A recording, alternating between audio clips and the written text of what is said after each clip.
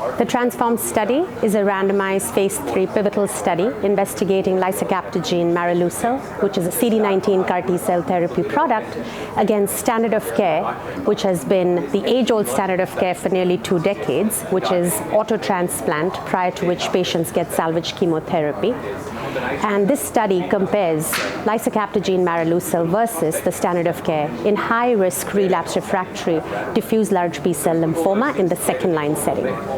The interim analysis, which was at a median follow-up of 6 months, and then subsequently the primary analysis at a median follow-up of 17 months, demonstrated the ongoing superiority of Lisocabtagene maraleucel versus standard of care in high-risk relapsed refractory large B-cell lymphoma in the second-line setting. And thus, Lisocabtagene is now approved as the new standard of care for patients with high-risk relapsed refractory large B-cell lymphoma.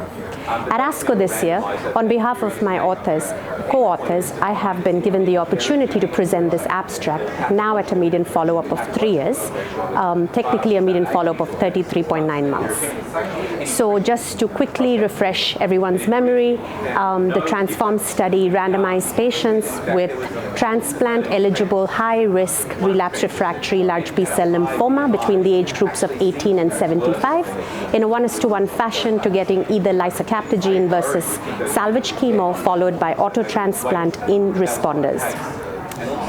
I do have to make a mention here that nearly 62% of patients crossed over from the standard of care arm to liso-cel on this study. Crossover was built in within the study.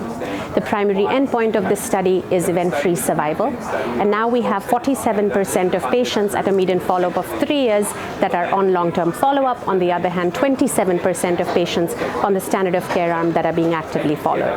The median EFS on the Lisocabtagene maraleucel is 29 months versus the median EFS on the standard of care arm is 2.4 months. Similarly, the overall response rates were superior on the Lisocabtagene versus the standard of care arm. With regards to complete response rates, they remain the same and higher on the liso-cel arm versus standard of care.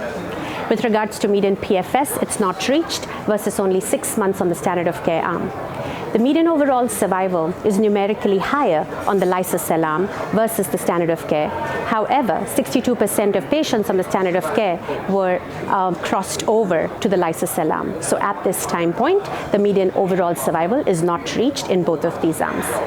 With regards to adverse events, there were no new signals seen with regards to new toxicities, especially with regards to second primary malignancies. There were no evidence of T-cell malignancies in either arm.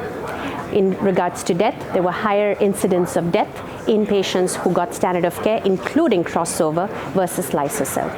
With regards to toxicity of particular interest, which is related to CAR T-cell therapy, for example, cytokine release syndrome, again, to allude to the efficacy as well as the safety of the product, there were no grade 4 or grade 5 toxicities with regards to cytokine release syndrome or neurological toxicities on the liso-cel arm.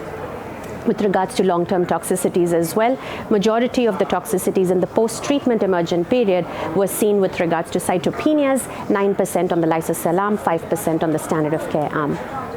So overall, in summary, at the 3-year time point, liso-cel continues to show its superiority over standard of care, thus making it to be a potentially curative option in high-risk relapsed refractory large B-cell lymphoma patients who are transplant eligible. Thank you.